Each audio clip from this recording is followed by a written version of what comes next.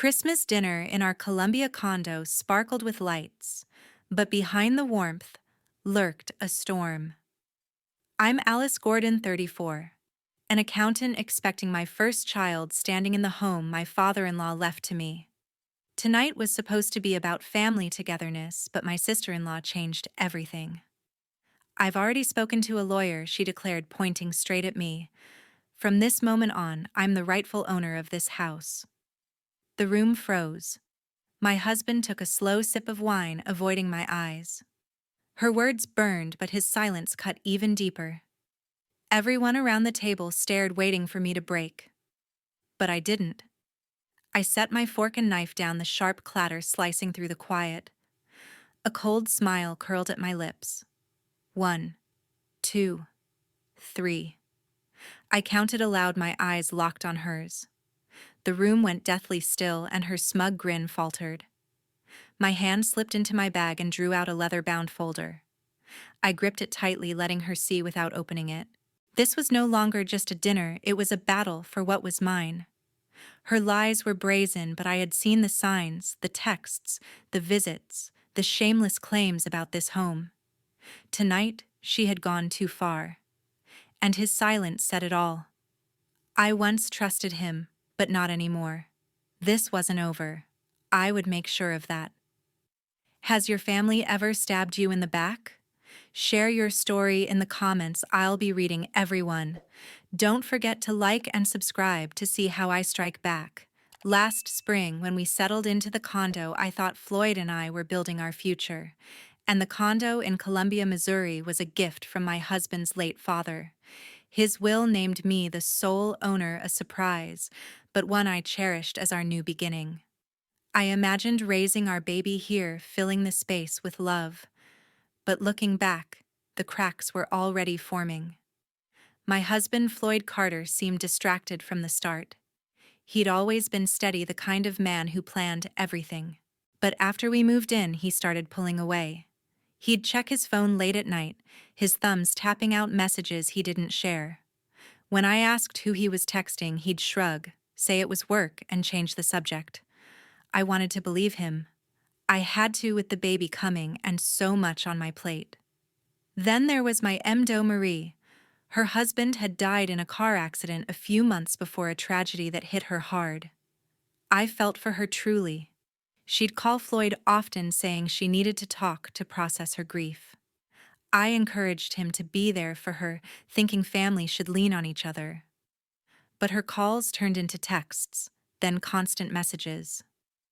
She'd ask about the condo, its layout, its value, even suggesting paint colors for the walls.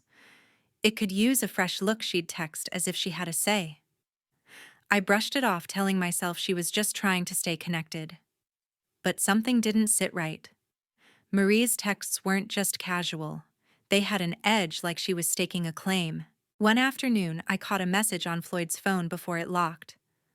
"We need to talk about the condo soon. Not your condo, or Alice's condo, just the condo." My stomach tightened. Why was she so fixated on our home? I asked Floyd about it, but he waved it away. "She's just lonely," he said, his voice flat, his eyes on his phone. I wanted to press him, but the weight of pregnancy made me second-guess myself. Maybe I was reading too much into it. Marie's behavior grew bolder. She'd send links to furniture, saying the living room needed her touch. Her touch. This was our home, not hers. I tried to stay kind, remembering her loss, but her words felt like tiny jabs testing my patience. Floyd didn't help. He'd nod along when I mentioned her odd comments, but he never called her out. Instead, he'd stay up late, typing away, his face lit by the glow of his screen. I'd lie awake, wondering who he was talking to, my hand resting on my belly for comfort. One evening, I found a text from Marie on his phone, left open by mistake. "Meet me tomorrow. We'll figure it out." Figure what out? My heart raced, but I didn't confront him. Not yet. I was tired, hormonal, and didn't want to start a fight without proof. But the seed of doubt was planted. Marie wasn't just grieving, she was crossing lines. And Floyd, his silence was starting to feel like a betrayal. I told myself to focus on the baby, on the life we were building, but every text, every vague excuse from Floyd chipped away at that dream. I didn't know what Marie was after or why Floyd was so distant, but I couldn't shake the feeling that something was wrong, deeply wrong. One crisp October evening, I walked into my living room and froze. Marie was there. My MDO stood in the middle of my condo holding paint swatches against the wall like she owned the place. This could use a modern vibe, she said, her voice casual as if I'd invited her. I hadn't. My keys were still in my hand, my coat half on, and my heart was already racing. "How did you get in?" I asked, my tone sharper than I meant. Marie turned unfazed and gave a small smile. "Oh, your husband gave me a spare key. Didn't he tell you?" My stomach dropped. Floyd had never mentioned it. I set my bag down, trying to keep my face neutral, but her words landed like a punch. She went on, pointing at the walls. "I'm thinking a soft gray. It'll open up the space." Open up my space? I wanted to snap back, but I bit my tongue. She lost her husband in a car accident months ago. Maybe this was her way of coping. That night, I confronted Floyd. "Why does Marie have a key to our home?" I asked, standing in our kitchen, my hands gripping the counter. He barely looked up from his phone. "She's just trying to help Alice. She's been through a lot." His voice was flat, dismissive, like I was overreacting. I pressed him, asking why she thought she could redecorate our condo. He shrugged. "She's got an eye for design. Let her do something useful." Useful? I felt a prickle of anger, but he walked away, leaving me with more questions than answers. The next day, my colleague Sheila Duncan texted me a photo that stopped me cold. It was Floyd and Marie sitting close at a downtown Columbia cafe, their heads bent together, his hand brushing hers. Sheila had been grabbing coffee and spotted them by chance. "Thought you should know," her message read. My chest tightened. This wasn't just family support. They looked too comfortable, too familiar. I stared at the photo, zooming in on their faces, searching for an innocent explanation. None came. I called my best friend and lawyer, Fern Vaughn, that evening. "Marie's acting like the condo is hers," I said, pacing my bedroom. "And now this photo. Floyd's hiding something." Fern's voice was calm but firm. "Alice, trust your gut. Keep an eye on her. If she's crossing boundaries, there's a reason." She told me to document everything, every visit, every comment. I wasn't sure what I was looking for, but her advice felt like a lifeline. Marie's visits didn't stop. She'd show up unannounced, always with some excuse, dropping off fabric samples suggesting new curtains. Each time she'd linger, eyeing the condo like she was measuring it for herself. I started locking the door even when I was home, but it didn't matter. She had a key. One afternoon, I found her rearranging my bookshelves, her fingers trailing over my things. "Just helping you declutter," she said, not even looking guilty. I forced a smile, my jaw tight, and said, "I've got it covered." But inside, I was fuming. Floyd's behavior only made it worse. He'd come home late, claiming work kept him. But I'd see his phone light up with Marie's name even at midnight. When I asked why she texted so late, he'd snap, "She's family, Alice. Drop it." Drop it, I couldn't. The photo from Sheila kept flashing in my mind, his hand on hers, their quiet laughter.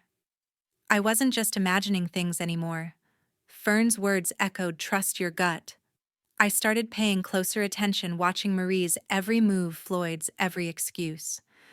Something was wrong, and it wasn't just about the condo. They were hiding something bigger, and I was going to find out what. My doubts had become a weight I couldn't ignore. The image of Floyd and Marie in that cafe, their hands brushing, haunted me. I needed the truth. One night when Floyd left his phone on the kitchen counter, I seized it. My fingers shook as I unlocked it, my heart hammering. What I found broke me. The messages between Floyd and Marie weren't about family. They were scheming. "The will's almost ready," Marie wrote. "You're sure the bank details are clean?" Floyd replied, "I've got it covered. Keep it quiet." My chest tightened. They were forging a will to steal my condo, the home my husband's father left me. Then I saw it a message that tore my world apart. Miss you already. Last night was worth it, Marie wrote. Floyd sent a winking emoji and a heart. My husband, the man I'd loved, was cheating with my aim Dow. Pain surged through me, raw and suffocating. I'd built a life with him, dreamed of raising our baby in this home. Now that dream felt like ashes. I clutched my belly, tears falling, thinking of the child who'd grow up in this betrayal. I scrolled each word, a fresh wound. Floyd had shared bank codes, title details for my condo, everything to make a transfer look legal. His bank job made it possible, and he was using it against me. I wanted to scream, to shatter something, but I couldn't. Not yet. My baby deserved a mother who fought back. The next morning, Sheila texted me a photo. It showed Marie outside a bank handing papers to a man in a suit. They were discussing property transfers, Sheila wrote. She mentioned your address. My heart sank, but my anger rose. They were moving forward, and Floyd was helping her. I saved the photo, my resolve hardening despite the ache. I started documenting everything. I screenshot their messages, each one a stab to my heart, and saved them to a hidden folder on my laptop. I logged Marie's uninvited visits, her flimsy excuses about tile samples or window measurements. This place needs a new vibe, she'd say, her eyes claiming my home. I stayed calm, hiding my pain, letting her think I was blind to her plans. I called Fern that afternoon, my voice breaking. They're forging a will, Fern, and they're together. The words felt like poison. I told her about the messages, the betrayal, the way my dreams for our family had crumbled. Fern's tone was steady. Get every piece of evidence, she said. We'll build a case. She explained how forged documents could mean fraud charges, especially with Floyd's bank access. They're sloppy, she said. We'll use it. I pushed through the hurt. I photographed Marie's car outside my condo, timestamping each image. I saved voicemails she left for Floyd, her voice too intimate, each one twisting the knife deeper. One day she left a catalog of kitchen appliances on my counter, items circled in red. I added it to my evidence, channeling my pain into purpose. This wasn't just about my home, it was about protecting my child's future. Sheila kept watch. She'd text whenever she saw Marie near the bank or with Floyd, her messages sharp and reliable. One stood out. Marie was bragging about taking what's hers. Stay sharp, Alice. I thanked her, my grief turning to defiance. I wasn't just fighting for a condo. I was fighting for the life I'd promised my baby. Fern and I met at a coffee shop.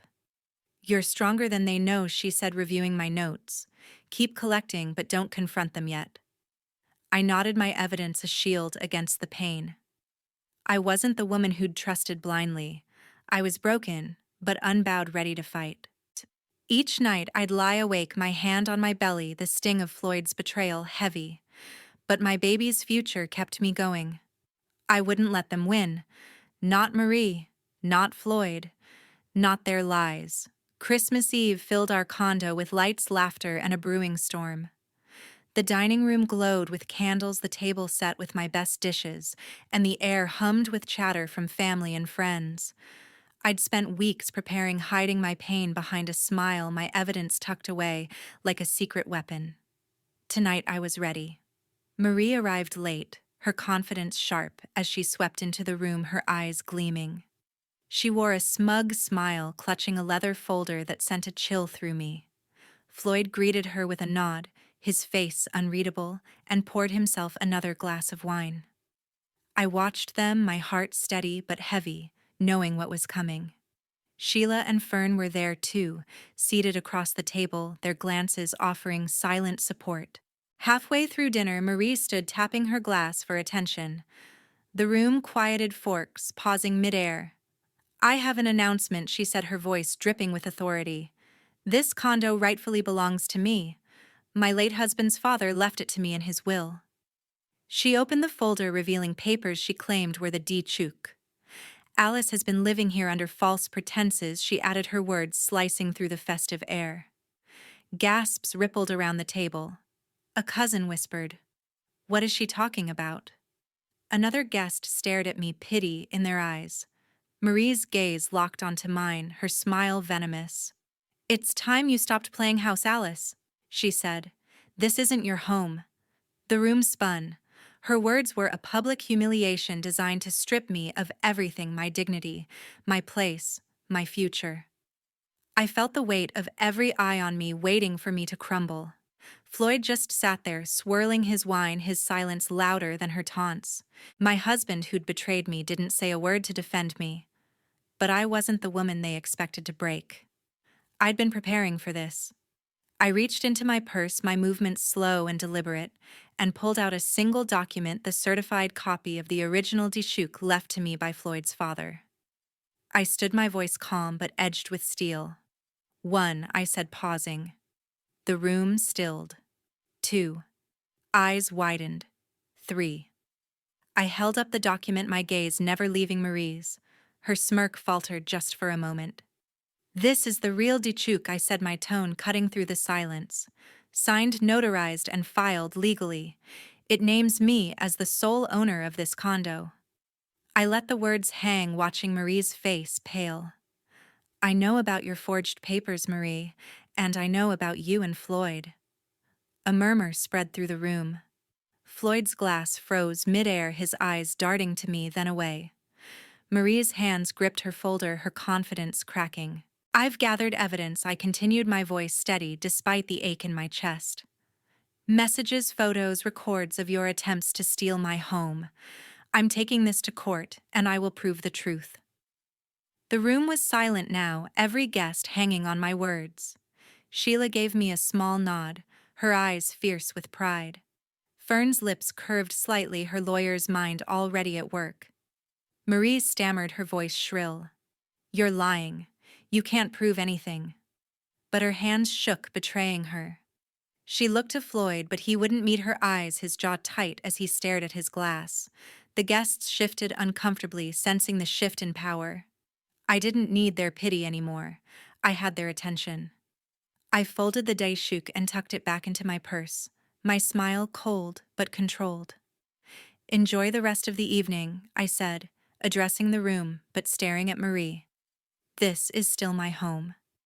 I sat down, my heart pounding, but my resolve unbreakable. Marie sank into her chair, her folder forgotten, her face a mask of unease. The rest of the night blurred. Guests whispered, casting glances at Marie and Floyd. Sheila leaned over, murmuring, "You were incredible."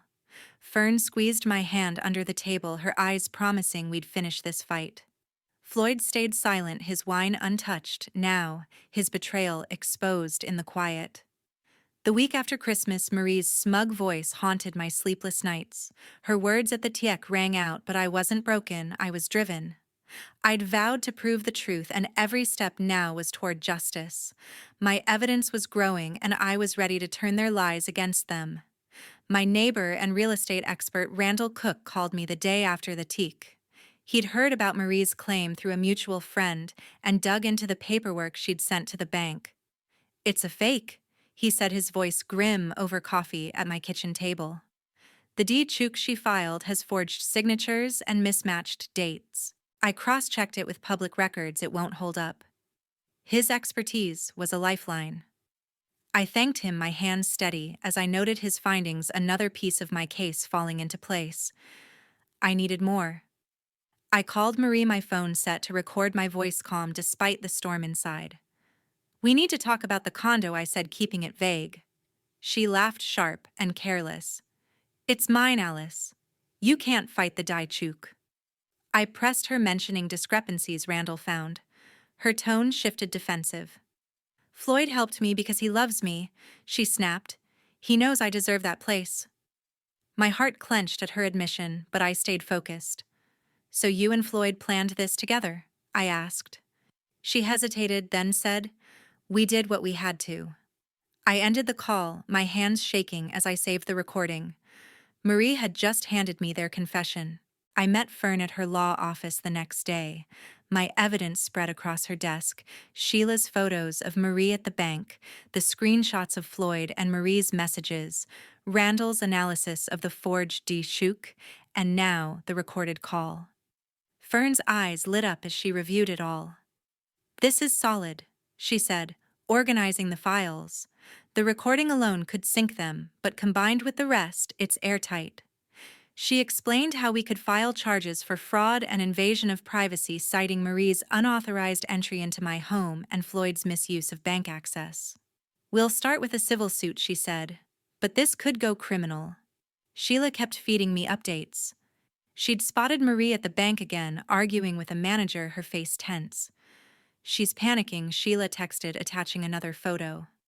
I added it to my folder, each image a brick in the wall I was building. Online, I'd kept my ex-posts vague but strategic, sharing anonymous tips about fraud prevention. The community's responses, legal advice, stories of similar scams helped me refine my approach. One user even linked me to a public database confirming Marie's past property disputes, which I passed to Fern. Every night I reviewed my evidence, my resolve hardening. The pain of Floyd's betrayal lingered, but my baby's future drove me forward. I documented every detail: dates of Marie's visits, times of her calls to Floyd, even the catalog she'd left behind. I wasn't just fighting for my condo, I was fighting for my dignity, for the life I'd promised my child. Fern and I spent hours preparing the legal filings. She drafted a complaint detailing the forged D-Shook and Floyd's role in providing bank details.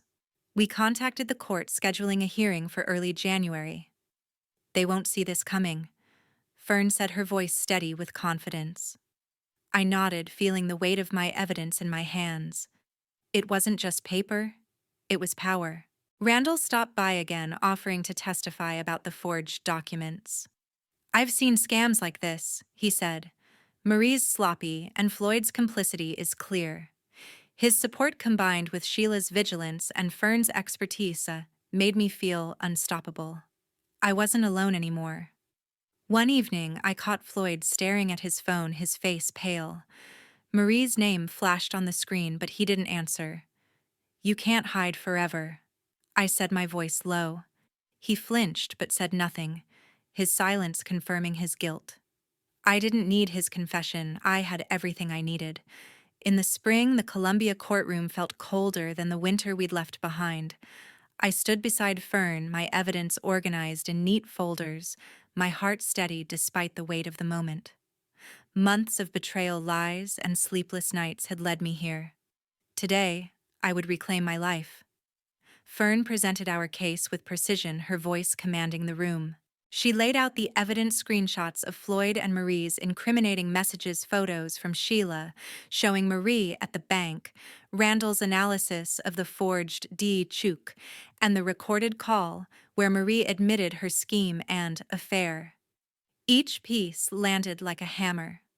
The judge's eyes narrowed as Fern played the recording, Marie's voice echoing. "Floyd helped me because he loves me." I glanced at Marie, seated across the room, her face pale, her hands twisting in her lap. Marie's lawyer scrambled, claiming the documents were legitimate, but Fern countered with Randall's testimony. He took the stand, explaining the forged signatures and inconsistent dates, his expertise unshakable. Marie tried to interrupt, her voice shrill, but the judge silenced her. Floyd sat beside her, his head bowed, offering no defense. My husband, soon-to-be ex, looked defeated, his silence louder than any excuse. I took the stand next, my voice calm but firm. I described Marie's uninvited visits, her attempts to claim my home, and Floyd's betrayal. This condo was my daughter's future.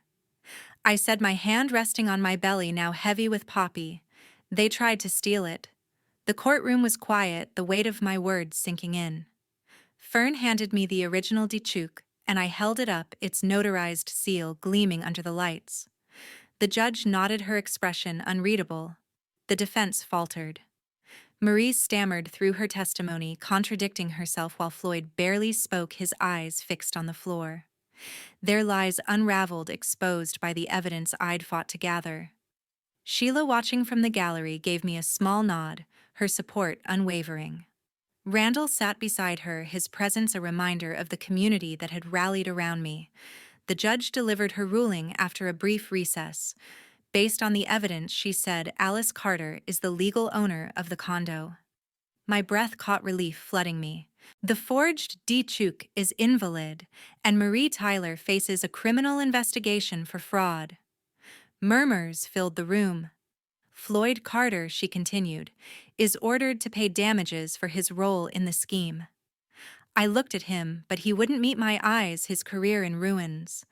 I'd learned days earlier that his bank had fired him, the scandal too damning. Outside the courtroom, Fern hugged me. "You did it," she whispered. I nodded, my heart lighter but still scarred. The victory was mine, but the cost was real. I'd lost the man I'd once loved, the family I'd trusted. Yet I'd gained something stronger myself. I filed for divorce the next week. Floyd didn't contest it, his guilt too heavy. The papers were signed quietly, severing the life we'd planned. In June, I gave birth to my daughter Poppy, her tiny hand gripping mine as I promised her a better future. Her name felt like a new beginning, a spark of hope after the storm. I sold the condo, unable to live in a place tainted by betrayal. With the proceeds, I moved to a new apartment in Columbia, a cozy space filled with light for Poppy and me. Sheila helped me unpack, her laughter filling the rooms as we hung pictures. Randall stopped by with a housewarming gift, a small plant symbolizing growth. On X, I shared my story's end posting, "Never let family betrayals define you, fight for your rights." The responses poured in, thousands of strangers cheering my strength, sharing their own triumphs. Their words reminded me I wasn't alone. Poppy's giggles now fill my days, her bright eyes a reminder of what I fought for. Marie's investigation continues, but she's out of my life. Floyd faded into silence, his choices, his own punishment. I look at my daughter and know I made the right choice, not just for me, but for her. The future was ours, and I was ready to live it.